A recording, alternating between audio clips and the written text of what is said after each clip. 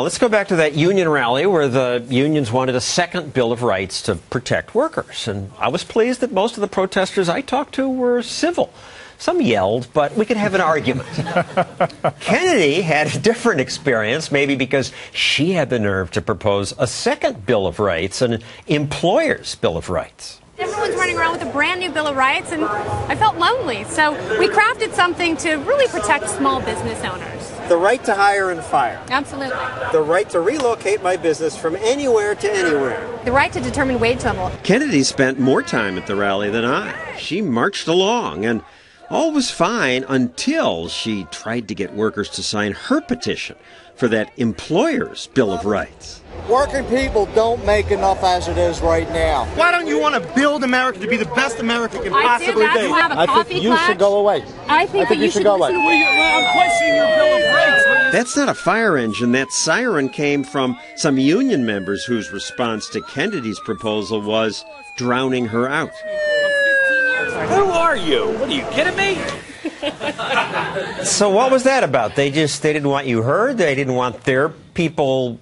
They just didn't like the question? No, and a lot of the thug bosses, they didn't want union members to think for themselves. They didn't want them to express their opinions to someone from the media. And they were really upset that someone from Fox Business was there showing what was going on at the rally. And, you know... They were until you raised the concept of an employer having some rights, too. I am sympathetic to small business owners. My husband owns a small business. And... You talk about teachers spending 36 hours a week on a job they love, they're passionate about. My husband is up until 2, 3 in the morning. And to succeed, it takes globes of steel. And that is why I am so sympathetic to business owners in this country, in this environment, as taxes go up. And by contrast, at the rally, many union workers acted as if they own their jobs. Civil rights laws do say employers can't fire you because of age, gender, race, disability.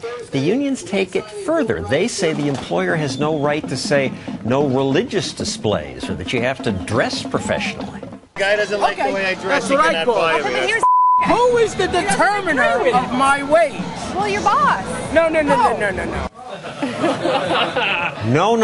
So the boss invests in the company and he doesn't get to determine the wage. And that's the attitude among many Americans. Well, and by the way, the idea of collective bargaining, it's so condescending. I mean, it basically says that individuals are not able to think for themselves, that they cannot negotiate cogently for themselves, and that is such an insult.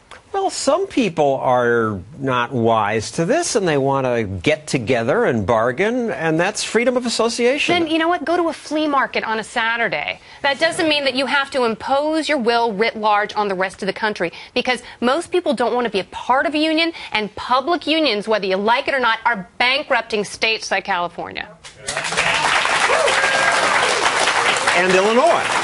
And Illinois, we're well on our way. $203 billion in unfunded debt. And the problem, John, with all of this, and the reason we have such a problem... It's a race between Illinois and California. It is a race, right to the bottom, unfortunately. And the bad news for the union members that they don't yet know is taxpayers can leave. And when the money runs out, the union members won't get it because the taxpayers have exited to other states. But the key point of all of this is that these unions are monopoly providers of services. That's why 350,000 kids were not in school.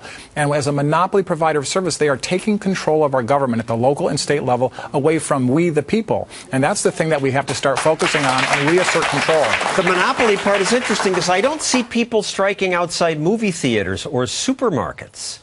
It's the monopoly government area. I think it really tells us who has the power in this relationship. The mayor, who had a reputation for being a tough guy, was completely essentially rolled by the union and had to go to a court to try to get them to come back to work. And the union had all the power and all the control because they are that provider of service, a monopoly. Monopoly provider. Unlike the supermarket, which has competition. One strikes, they might all lose their job. And the only way to create a mechanism of accountability in education, for example, is school choice that empowers the parents instead of empowering the school system or the union. Why is that such a dirty concept, though? I don't understand It's not. We're for it on this show. Thank you, John Tillman and Kennedy.